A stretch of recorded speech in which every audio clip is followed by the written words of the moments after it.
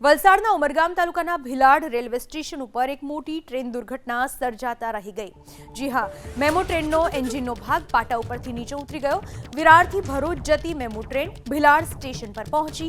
એ જ સમયે અચાનક ટ્રેકના પોઈન્ટ પાસે ટ્રેનનો એન્જિનનો ભાગ પાટા ઉપરથી નીચે ઉતરી ગયો। અચાનક આંચકા સાથે ટ્રેન ઊભી રહી જતા મુસાફરોમાં ફફડાટ વ્યાપી ગયો।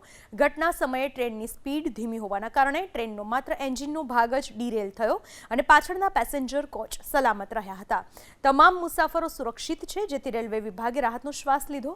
આ તરફ મુંબઈ અમદાવાદને જોડતા અત્યંત વ્યસ્ત રેલવે ટ્રેક પર થયો હોવાના કારણે બંને તરફનો ટ્રેન વ્યવહાર ખોરવાઈ ગયો હતો।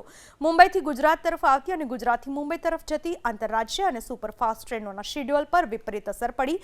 ઘટનાની જાણ થતાં જ પશ્ચિમ રેલવેના વલસાડ અને મુંબઈ ડિવિઝનના ઉચ્ચ અધિકારીઓ રાહત ટ્રેન અને એન્જિનિયરિંગ ગ્રેન સાથે ભીલાડ સ્ટેશને પહોંચ્યા હતા। ટ્રેનના એન્જિનને ફરીથી પાટા પર ચડાવવા અને ટ્રેકને સુરક્ષિત બનાવી રેલ ટ્રાફિક પુનઃ સ્થાપિત કરવા માટે યુદ્ધના ધોરણે કામગીરી શરૂ કરાઈ છે। આ વિશે વધુ માહિતી આપવા આપણી સાથે જોડાઈ ચૂક્યા છે અમારા સંવાદદાતા બ્રિજેશ શાહ।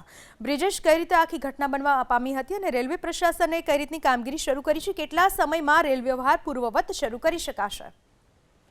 જી પૂનમ, 6:30 વાગ્યા બાજુની આ ઘટના છે। વિરારથી ભરૂચ જતી મેમો ટ્રેન જ્યારે ભીલાડ નજીક પહોંચી ત્યારે એના જે એન્જિનનો ભાગ હોય છે એના 4 વ્હીલ પાટા પરથી ખરી પડ્યા હતા, જેને લઈને તુરંત જ ટ્રેન ત્યાં જ રોકાઈ ગઈ હતી।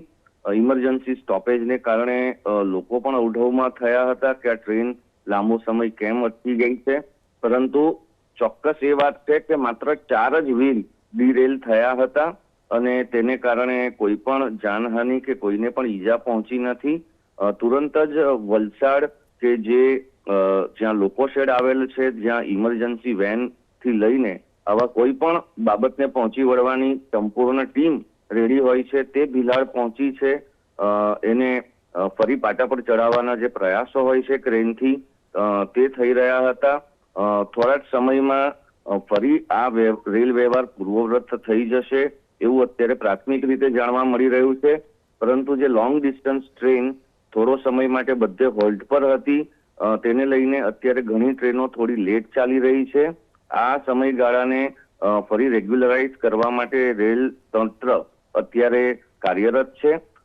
સવારના પોરમાં જ્યારે આ ઘટના બની ત્યારે સ્કૂલ, કોલેજ જતા ઘણા બધા લોકો આ ટ્રેનમાં અપડાઉન કરતા હોય છે, કારણ કે ભીલાડ એવું સ્ટેશન કે જ્યાં કોઈ પણ સુપરફાસ્ટ ટ્રેન નથી ઊભી રહેતી। તો ઉમરગામ, ભીલાડ અને સંજાણના જે લોકો હોય છે તેઓ અટવાયા હતા નોકરીએ જવા માટે, જેઓ વાપી વગેરે જતા હોય છે। તેઓની હાલત ખૂબ જ કફોડી થઈ હતી, કારણ કે બસ સ્ટેન્ડ ઉપર પણ તેઓને કોઈ યોગ્ય બસ જલ્દીથી મળી નહોતી, તેને કારણે દરેક જગ્યા પર તેઓ હાલ લેટ પહોંચી રહ્યા છે। જી બ્રિજેશ, આભાર આપનો તમામ માહિતી બદલ।